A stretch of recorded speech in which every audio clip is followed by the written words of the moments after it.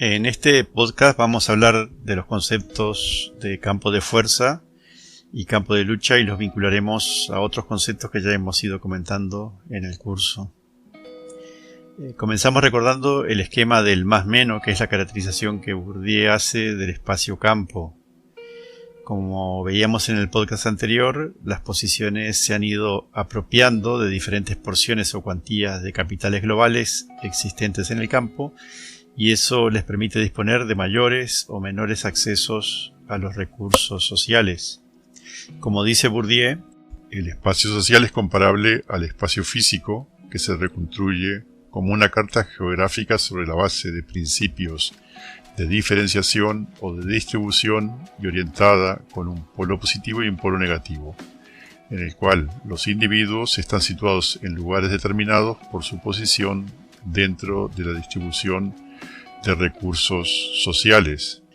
Y sigue diciendo Bourdieu, los individuos pertenecientes a diferentes regiones de este espacio están separados por distancias más o menos mayores, pero pueden también operar al interior de este espacio desplazamientos que no se efectúan de cualquier modo y exigen esfuerzos y, de forma general, tiempo.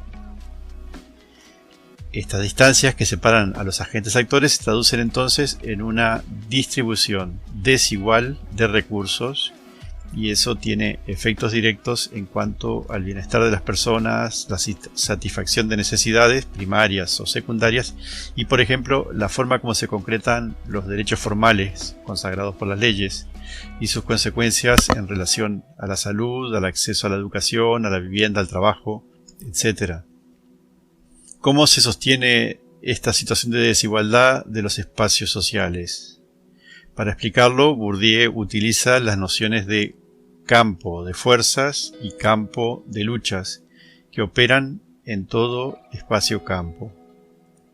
El campo de fuerzas se produce por la manera como están relacionadas las posiciones: dominación, subordinación, homología, etc., dice Bourdieu, que nosotros caracterizamos como la no relación, por ejemplo. Estas formas diversas de relacionarse las posiciones es básicamente lo que mantiene esa distribución desigual de capitales y recursos. El campo de fuerzas es el resultado del carácter estructurado y estructurante del hábitus.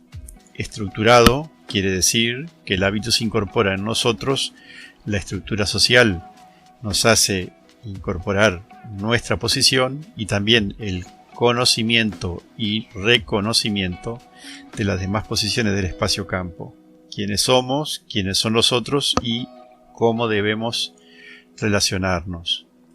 Y el hábitus es estructurante, significa que al llevar a cabo prácticas con otros lo haremos desde nuestra posición, a través del conocimiento y reconocimiento del espacio-campo y relacionándonos consiguientemente con las otras posiciones en dominación, subordinación, homología, etc., según el hábitus nos lo haya hecho incorporar.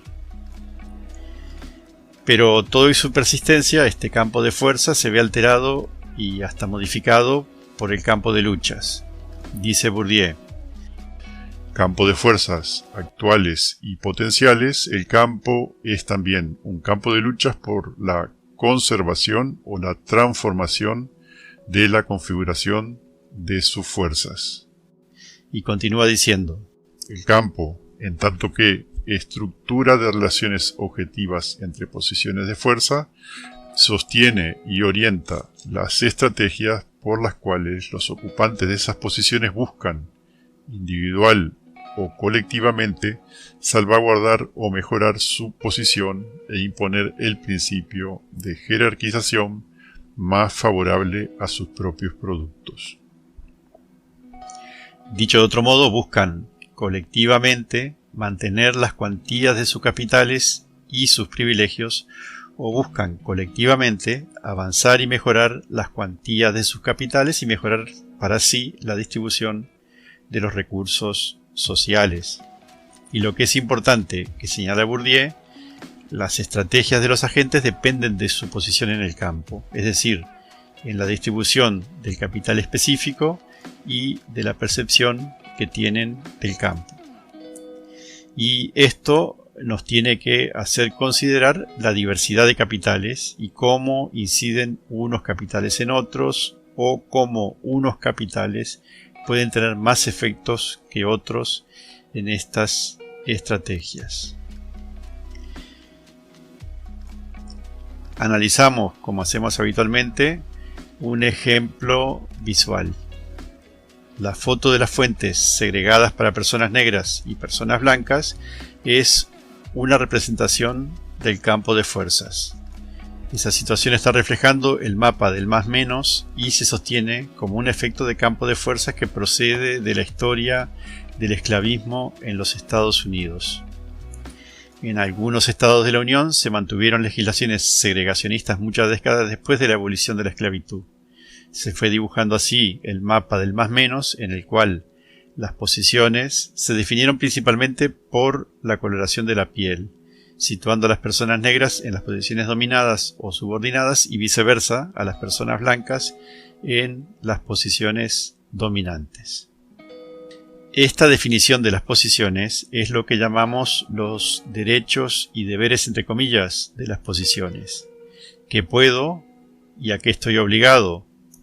Y son estas definiciones de las posiciones, así como la forma de relación entre ellas, las que alimentan en paralelo la acumulación desigual de capitales de todo tipo y su consiguiente apropiación desigual de recursos sociales.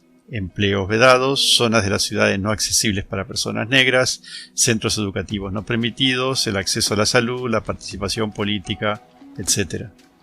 Como casos particulares, los conocidos asientos para personas negras y para personas blancas en los autobuses. Tomamos como fuente del relato que viene a continuación una página de UNICEF titulada Rosa Parks, un asiento reservado a los derechos humanos. En este campo de fuerzas, el 1 de diciembre de 1955, en Montgomery, estado de Alabama, Estados Unidos, volvía Rosa Parks de su trabajo como costurera de unos grandes almacenes. Al subir al autobús, tomó un asiento en la parte trasera, en los lugares permitidos para ciudadanos considerados de color. Se refleja en este hecho la definición de las posiciones, en este caso por el color de la piel y su situación en el más menos y un modo de relación entre las posiciones. A medida que el autobús recorría su ruta, comenzaron a faltar asientos y viajaban personas de pie.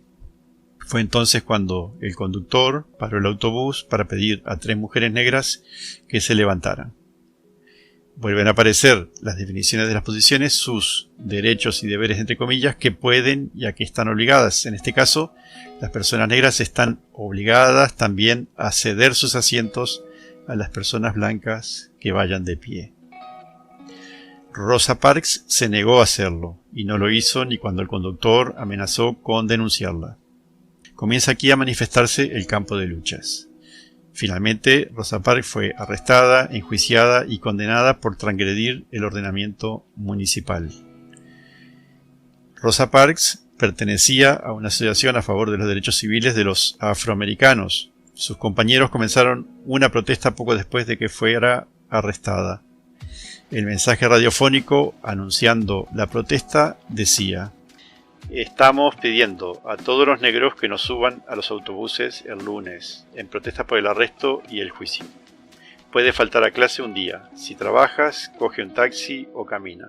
Pero por favor, que ni los niños ni los mayores cojan ningún autobús el lunes. Por favor, permaneced fuera de los autobuses el lunes". Aparecen así revelados los capitales que los agentes utilizan en sus estrategias. En el caso de las posiciones dominantes, las personas blancas intentan utilizar el hábitus para reclamar un comportamiento por parte de las personas negras. Al ver que no resulta, utilizan otros capitales o privilegios, como es el manejo de las instituciones en la aplicación de la ley discriminatoria. Pero el conflicto trasciende la situación concreta. Rosa Parks, que con su acción ha cuestionado el hábitus, comienza a movilizar un capital social, su pertenencia a la asociación a favor de los derechos civiles, y esa movilización del capital social multiplica la fuerza de su acción. Es el campo de luchas manifestándose y alterando la estabilidad del campo de fuerzas. Hay un cuestionamiento del hábitus, como decíamos. Rosa Parks dijo tiempo después que no se levantó porque estaba cansada, pero no se refería a cansancio físico.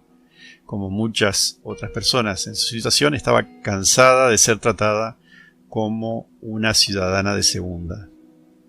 Claramente en esta expresión está revelando la ruptura de la violencia simbólica con que se incorpora el hábitus. El mundo que nos rodea, la lógica del campo social, se cuestiona, se rompe su naturalización.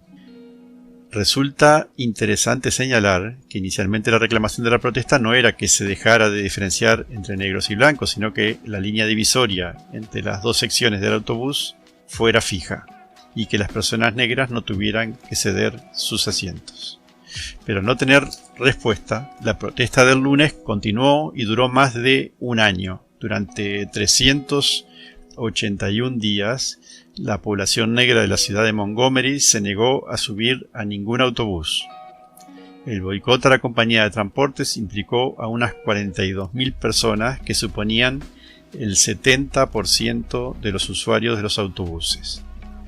La movilización del capital social y el cuestionamiento y cambio en el capital cultural incorporado, el hábitus, comienza a afectar el capital económico de las posiciones privilegiadas. Las autoridades creyeron que, siendo ciudadanos pobres con grandes familias que tenían que desplazarse grandes distancias para ir a trabajar, la protesta no duraría mucho. Pero los ciudadanos se unieron masivamente a la protesta pacífica y encontraron alternativas de transporte. Taxis, camionetas, coches particulares compartidos, bicicletas o simplemente andar varios kilómetros todos los días. El boicot fue un éxito. Los taxistas negros ofrecían viajes por el mismo precio que el autobús, la gente utilizaba bicicletas y compartía transportes. Nuevamente vemos cómo el efecto del capital cultural y del capital social, en forma de movilización y de solidaridad, tiene también una incidencia en el capital económico. En este caso permitiendo que las familias pudieran afrontar el traslado a sus trabajos y escuelas sin tener que gastar más dinero del que les suponía el uso de los autobuses. Pero como es un campo de luchas, desde las posiciones privilegiadas, las de las personas blancas, se producen acciones de reacción. Como señala el relato de la página de UNICEF, las dimensiones de las protestas fueron tales que la oposición blanca comenzó a buscar cabezas de turco, el sistema de transporte público empezó a perder pie y ardieron casas de los instigadores del boicot e iglesias bautistas negras. Y como resultado de estas luchas, la ley cambió. En noviembre de 1956, el Tribunal Supremo de los Estados Unidos declaraba inconstitucional la segregación racial en los autobuses. La orden del Tribunal Supremo llegó a Montgomery el 20 de diciembre. El 21, la población que había sido segregada volvió a subir a los autobuses, solo que ahora podían sentarse donde quisieran. Vemos entonces cómo el campo de fuerzas se renueva con ganancias para unas posesiones y pérdida de privilegios y de porciones de recursos sociales para otras. Pero las luchas del campo no se detienen y continuarán su curso en nuevos episodios emergentes, como la marcha sobre Washington por los derechos civiles de 1963 con el famoso discurso I Have a Dream de Martin Luther King. I am happy to join with you today in what will go down in history as the greatest demonstration for freedom in the history of our nation.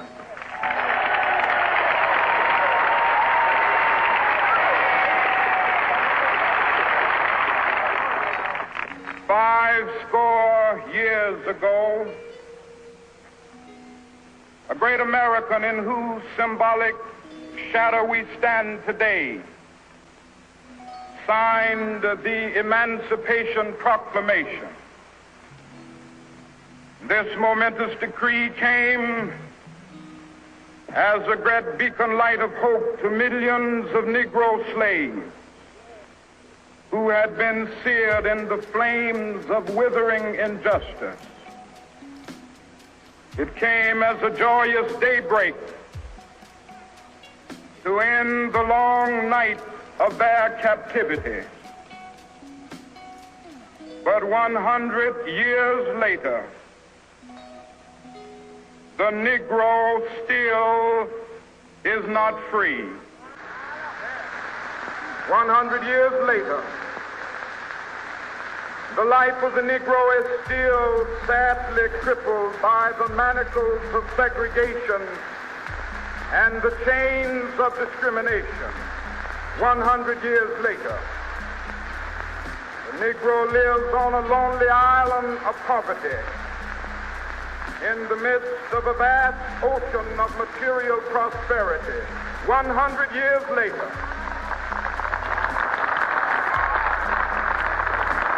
the Negro is still languished in the corners of American society and finds himself in exile in his own land. I still have a dream. It is a dream deeply rooted in the American dream. I have a dream that one day this nation will rise up, live out the true meaning of its creed. We hold these truths to be self-evident, that all men are created equal.